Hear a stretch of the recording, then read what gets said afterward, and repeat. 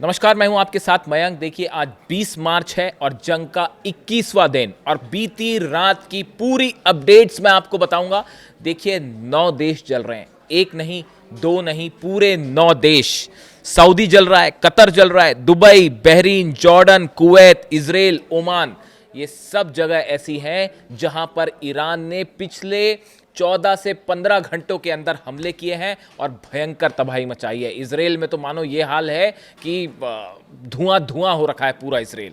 और देखिए, इसीलिए मैंने थंब दिया इसका कि 9 देश जल रहे हैं और कहा यह जा रहा है, लोग कह रहे हैं कि इस बार ईद का चांद जो है वो ईरान की जीत लेकर आया है।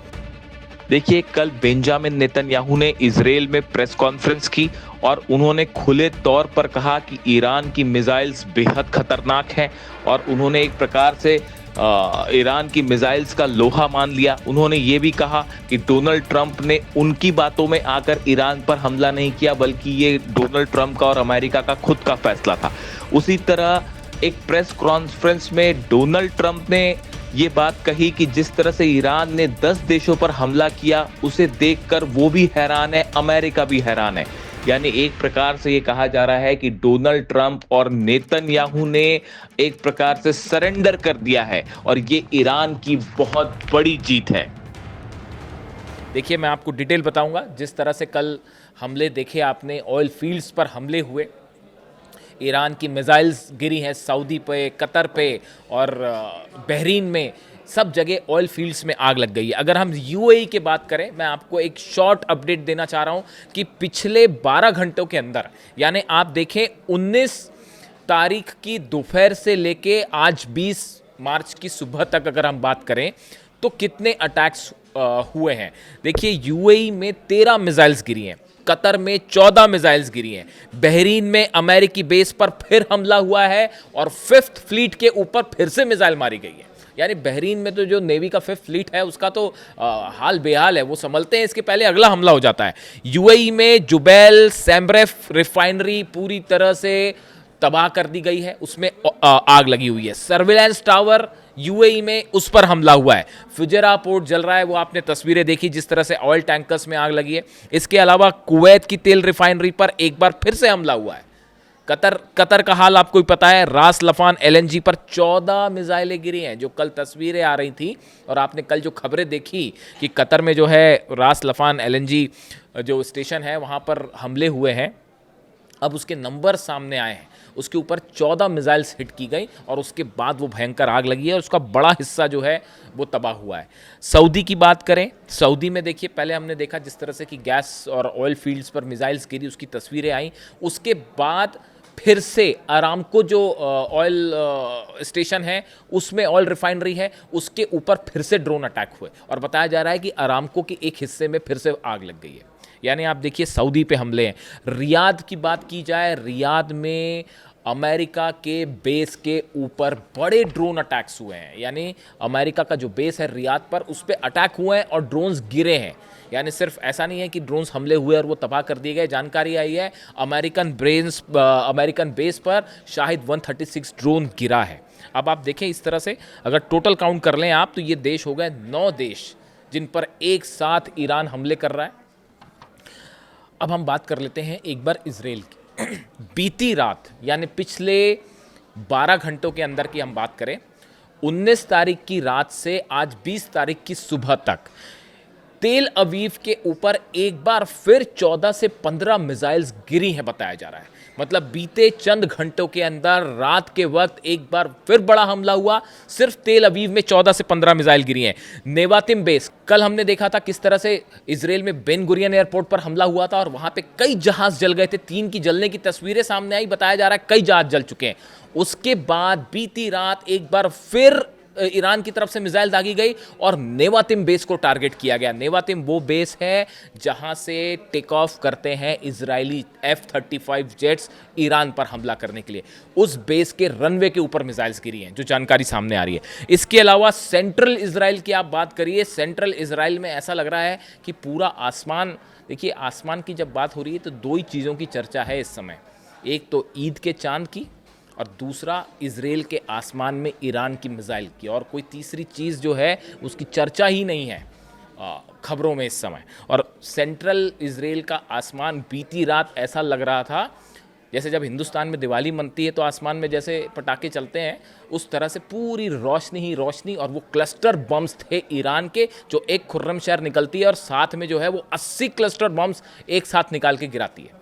कहीं कहीं तो वो 100 से भी ज़्यादा क्लस्टर बम्स दिखते हैं और वो सब की सब रोशनी, पूरी गुच्छा दिखाई देता है रोशनियों का। अब क्या उसको आयरन डोम रोकेगा और क्या एरो रोकेगा और क्या डेविसलिंग रोकेगा? सब के सब फेल। ऐसा लगता है पूरा डिफेंस सिस्टम इजराइल का जो है वो तबाह हो चुका है। इसके अलावा बताया जा रहा है एक बड़े टावर पर, नेविगेशन टावर पर इजराइल में, उसके ऊपर बड़ा मिसाइल अटैक हुआ और ईरान ने खैबर मिसाइल से सीधा उस टावर को हिट किया है और उसको रोक नहीं पाया। और बड़ा नुकसान कम्युनिकेशन टावर बताया जा रहा है ये इजराइल में, जिसके ऊपर ये मिसाइल गिरी है।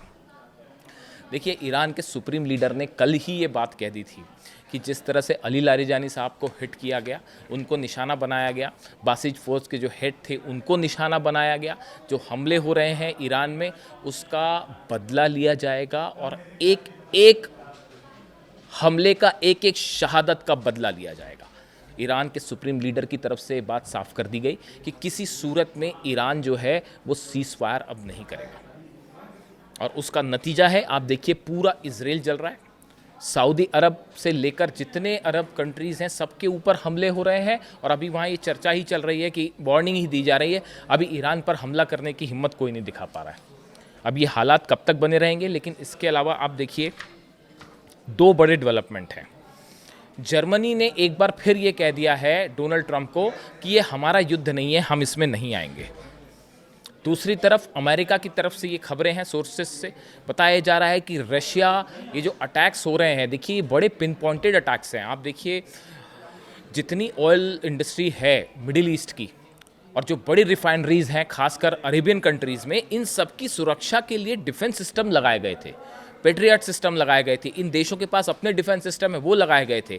कई जगह जो थार्ड है वो भी लगाए गए थे, लेकिन ये सब के सब डिफेंस सिस्टम पूरी तरह फेल हैं। आप देखिए, पहले जो हमले हुए, आप अगर देखें बंच में हमले हुए, सबसे पहले शाही ड्रोन निकाले गए। वो ईरान ने कहा है हमारे पास जो पुराने ड्रोन थे उनसे हमले हो रहे थे, तो इन्होंने बड़ी संख्या में करीब 5000 ड्रोन ऐसे रिलीज़ कर दिए जो बताया जाता है कि पुराने ड्रोन्स थे और जिनको इंगेज करने में ही अमेरिका और अरब देशों की आधे से ज़्यादा जो इंटरसेप्टर्स है वो ख़त्म हो गए। उसके बाद मिसाइल से हमले हुए। मिसाइल से हमले कहाँ होते हैं? अल उदैद बेस के नेविगेशन डोम को उड़ा दिया। बहरीन का जो टावर था बड़ा, जो कि अलर्ट देता था कि कहाँ से हमले हो रहे हैं, उसको उड़ा दिया। कहीं पे जो है वो सऊदी के रडार पर हमला हो गया। यानी आप देखिए, जितने अलर्ट करने वाले सिस्टम थे, वो चाहे जॉर्डन हो, चाहे इराक हो, चाहे कुवैत हो, बहरीन हो, सऊदी हो, यूएई हो, सब पर चुन चुन के हमले हुए। यानी डिफेंस सिस्टम को पूरी तरह से ब्लोन अप कर दिया। अब उसके बाद अब टारगेट हो रहा है, देखिए ये कहानी शुरू हुई जिस तरह से ईरान की पार्स गैस फील्ड पर हमला हुआ। डोनाल्ड ट्रंप अब ये कह रहे हैं, वो मैंने आपको कल वीडियो में बताया था कि भाई हमने हमला नहीं किया, ये तो इजराइल ने हमला कर दिया। जैसे कोई बच्चों का खेल चल रहा है अभी भी कुछ लोगों के लिए, ये सोच रहे हैं जैसे बच्चे बहाना नहीं बनाते, उस तरह का बहाना आया कि अरे नहीं नहीं नहीं हमने नहीं किया, ये तो इजराइल ने कर दिया है। और जिसने भी किया हो उसका नतीजा, उसका परिणाम ये भुगतना पड़ा। देखिए, पार्स सबसे बड़ी गैस फील्ड है ईरान की और उस पर जो हमला हुआ उसका बदला लिया ईरान ने, और नतीजा ये है कि 9 देशों के गैस फील्ड्स और ऑयल स्टेशंस आज जल रहे हैं। उसका नतीजा ये था कि 9 देशों में एक साथ जो है वो आग लगी हुई है, वो धधक रहे हैं। अब इसके अलावा देखिए, एक बड़ी खबर ये है, 2 खबरें हैं बेहद अहम। एक तो हॉर्मूज़ में, देखिए ये सब खबरों में आपने सुना होगा इस तरह से कि सऊदी और यूएई, बहरीन, कतर, कुवैत, यहाँ पे हमले हो रहे हैं। तो खबरों में ये बड़ा हिस्सा इसको कवर कर रहा है, अलग अलग प्लेटफॉर्म्स पे आपने देखा होगा। लेकिन इसके बीच में हॉर्मूज़ में भयंकर जंग चल रही है, भयंकर जंग चल रही है। और देखिए, जिस तरह से अमेरिका की तरफ से हमले ये हुए हैं पिछले कुछ चंद घंटों की बात कर रहा हूँ मैं आपको फिर रिपीट कर रहा हूँ तारीख। आज 20 तारीख है, 20 तारीख की सुबह मैं वीडियो बना रहा हूँ। 19 तारीख को की रात को और 19 की शाम को अमेरिका की तरफ से 2-3 बहुत बड़े हमले हुए हैं हॉर्मूज़ में। देखिए, जिस तरह से केशम, मैंने आपको बताया था, केशम जो आइलैंड है पर बड़ा निशाना हो रहा है। उसके अलावा खार्क को एक बार फिर निशाना बनाया जा रहा है और यहाँ पर अमेरिका की तरफ से 2000 किलो से लेकर 5000 किलो तक के बॉम्ब्स ड्रॉप किए गए हैं। कि जो ईरान के हमले हो रहे हैं, इससे एक ऐसा मैसेज जा रहा है, मान लो ईरान जो है वो भारी पड़ गया है अमेरिका पे, इजराइल पर और 9 देशों पर। इसीलिए मैंने ये बात कही थी कि ईद का चांद जो है ऐसा लग रहा है कि वो तो ईरान की जीत ले आया है। बहुत से लोग ये कह रहे हैं, मुझसे कहा कई लोगों ने कि इस बार जो ईद का चांद जब भी आप देखें या उसकी चर्चा भी करें या ईद की बात करें तो ये ईद जो है ईरान की जीत लेकर आई है। इस तरह की लोग बात कर रहे हैं। अमेरिका में जिस तरह से वो सस्पिशियस ड्रोन दिखाई दिए गए, उसके बाद पूरे अमेरिका में पैनिक कि भाई कैसे अंदर आ गए, ड्रोन कहाँ से आ गए, और 2 मंत्रियों के सिर पर घूम के चले गए वो भी एक अपने आप में बड़ी हैरान करने वाली बात है। लेकिन इस बीच में देखिए, जहाँ हॉर्मुज़ की बात है, हॉर्मुज़ में बड़ी सारी टनल्स हैं ईरान की जो कि समंदर के नीचे है। कई सारी मिसाइल सिटीज़ हैं। मैंने आपको पहले बताया था हॉर्मुज़ में ट्रम्प का प्लान बड़ा साफ है कि पहले एंट्री और एग्ज़िट पॉइंट्स पर हमले हों, उसके बाद जो पहले जितनी टनल्स हैं, हथियारों के अड्डे हैं, उनको तबाह किया जाए, फिर एंट्री और एग्ज़िट पॉइंट पर हमले किए जाएं, फिर उसके बाद ट्रिपोली वहाँ बस पहुँचने वाला है। जो नया जहाज़ आ रहा है जापान से, वो 2 तो निकल लिए, अब्राहम लिंकन भी निकल लिया है और जिब्राल्टर फोर्ट भी जो है उसमें तो आग ही लग गई है, और अब बात कन्फर्म हो गई है कि ईरान ने हिट कर दिया उसको, और वो जो है ग्रीस पहुंच गया है। वो आप आग नहीं बुझ पा रही उसमें, पता नहीं कितने दिन पहले हिट हुआ था, वो उसमें आग ही नहीं बुझ पा रही है। तो वो जो है वो अपना अलग, ये 2 जहाज पीछे हो गए हैं। USS ट्रिपोली का इंतजार है जिसमें मरीन्स है 2000, वो आके वहाँ पे लैंड करेंगे या कैसे प्लान होगा वो पता नहीं, वो शायद अमेरिका और ट्रंप जाने कैसे प्लान होगा। लेकिन इस बीच में हैवी बम्बार्डमेंट हो रहा है, जैसा कि कल बयान आया, पीट हेग्सेथ का बयान, रक्षा मंत्री का बयान आया कि बड़े हमले हो रहे हैं ईरान पर, और वो वाकई हो भी रहे हैं। लेकिन इस बीच ईरान की तरफ से भी एक बड़ा दावा किया गया है कि हॉर्मुज़ में जो स्ट्रैटेजिक पोजीशन पर हमले किए गए अमेरिका के द्वारा, बंकर बस्टर बम्स पे इसके ज़रिए जो हमले हुए हैं, उसमें ईरान की मिसाइल सिटीज़ को कोई खासा नुकसान नहीं हुआ है। मैं सिर्फ हॉर्मुज़ की बात कर रहा हूँ। ये ईरान के सोर्स से खबर आई है कि अमेरिका ने जो बंकर बस्टर्स बम गिराए, खासकर हॉर्मुज़ के आसपास समंदर के नीचे जो मिसाइल सिटीज़ हैं उस पर कोई खास नुकसान नहीं हुआ है, और ये बड़ा सेटबैक है अमेरिका के लिए। देखिए, अब B-2 बॉम्बर्स से और B-52 से बंकर बस्टर्स गिराने के अलावा और कोई चारा नहीं बचा। F-35 जेट से वो मिसाइल सिटीज़ तबाह हो नहीं सकती। अब आप कितने बंकर बस्टर्स बम गिराएंगे, और ईरान में कहाँ कहाँ मिसाइल सिटीज़ हैं, ये खोजना बेहद मुश्किल है, असंभव सा काम है। जब वो छोटे से गज़ा में जो सुरंगें बना रखी थी वो खोजना मुश्किल हो जा रहा था, तो इतने बड़े ईरान में मिसाइल सिटीज़ को खोज के उस पर हमले करना, और वो कितने फीट ज़मीन के नीचे है, बंकर बस्टर जा पाएंगे नहीं जा पाएंगे, बड़ा चैलेंज है। इस बीच डोनाल्ड ट्रंप को एक बार फिर एडवाइस की गई है कि अगर आप वहाँ सोल्जर्स भेजते हैं तो बड़ी कैजुअलिटी के लिए तैयार रहिए। करीब 6 से, देखिए टोटल सेना तो 10 लाख से ज़्यादा है ईरान की, जो इस मोड में है कि तुरंत हमला करें, लेकिन बताया जा रहा है कि ईरान ने 6 लाख सोल्जर्स को इस पोजीशन में रखा है कि किसी तरह का भी ग्राउंड ऑपरेशन होगा उसकी भी एक बड़ी तैयारी कर ली गई है कि अमेरिका की अगर ग्राउंड फोर्सेस आती हैं और किसी तरह के मरीन्स उतरते हैं तो उनको कैसे घेरना है, उन पर कैसे हमले करना है, बड़ा प्लान तैयार है इसका। और इसी तरह की कोई भी कोशिश एक ऐसी जंग छेड़ेगी जो शायद इतिहास में पहली बार देखने को मिलेगी, खास तौर पर मिडिल ईस्ट में। इसके अलावा देखिए, बुशर पर हमले हुए हैं जिसमें ये भी दावे हो रहे हैं कि वहाँ पर कुछ रशियन साइंटिस्ट भी मौजूद थे। अब इसके बारे में अभी रशिया की तरफ से क्या कहा जाता है उसका इंतज़ार है। बुशर न्यूक्लियर प्लांट है जो कि रूस की मदद से चलता है, उसके ऊपर हमले हुए हैं। ऐसा दावा है कि उसमें कुछ रशियन साइंटिस्ट भी मौजूद थे। उनकी क्या स्थिति है इस बारे में अभी कोई बयान नहीं है। इसके अलावा आप देखें कि चीन जो है, एक बड़ी इसमें डेवलपमेंट ये भी है, जिस तरह से खबरें आई कि चीन जो है वो उसको कहा गया है कि किसी तरह से आप ईरान को रोकिए। अब इसमें चीन का क्या कंट्रीब्यूशन है, पर्दे के पीछे बहुत सारी चीज़ें हो रही हैं। कई देश बातचीत कर रहे हैं, 9 देशों की बात ईरान ने ठुकरा दी है, सिरे से खारिज कर दिया है। अमेरिका इजराइल की तो बात सुनने का सवाल ही नहीं है। अब उसके बाद ऐसा कहा जाता है कि ये जो तेल के दाम आसमान छू रहे हैं वो उनको कैसे कंट्रोल किया जाए, इकॉनमी पर को कैसे, हालात पर नियंत्रण कैसे लाया जाए, इसके लिए चीन से कोशिशें हो रही हैं कि किसी तरह से ईरान को रोका जाए। लेकिन फिलहाल ईरान के सुप्रीम लीडर ने, जुम्मा है आज, साफ कर दिया है, जुम्मे पर मैसेज साफ कर दिया है कि किसी सूरत में जो है ईरान सीज़फायर नहीं करेगा और जंग नहीं रुकेगी। लेकिन इस पूरे हालात के बीच में चीन बड़ी जो है बारीकी से ये भी देख रहा है कि अमेरिका की कहाँ कहाँ कमजोरियाँ हैं, कहाँ कहाँ अमेरिका की फोर्सेस फेल हो रही हैं, कैसे उनके डिफेंस सिस्टम तबाह हो रहे हैं, कैसे फाइटर जेट्स पे हमले हो रहे हैं लेकिन वो ईरान का कुछ खास नहीं बिगाड़ पा रहे। हमले हो रहे हैं, तबाही हो रही है, लेकिन सत्ता परिवर्तन नहीं हो पा रहा।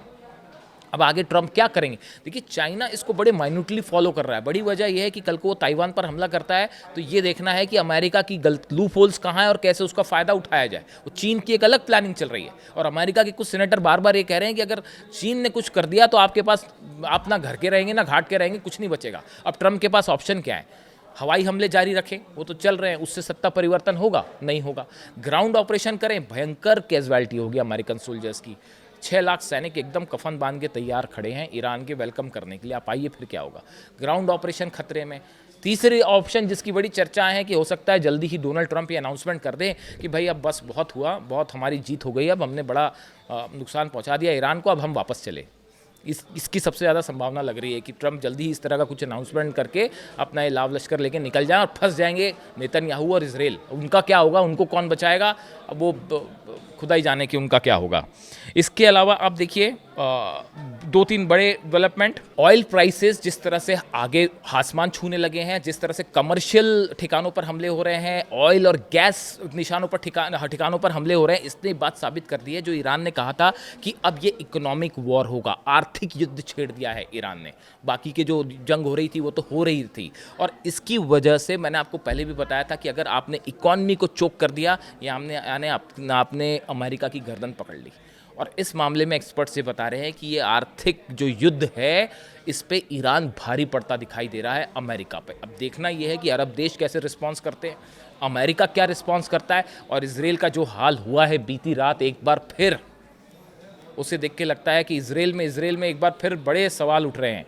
कई बड़े लोगों के ज़िंदा रहने को लेकर अभी भी सवाल है, नाम आप खुद समझ सकते हैं। वहाँ से जो भी अपडेट होगा मैं आप तक पहुँचाऊँगा। कमेंट करके बताइए वीडियो कैसा लगा। Thank you so much.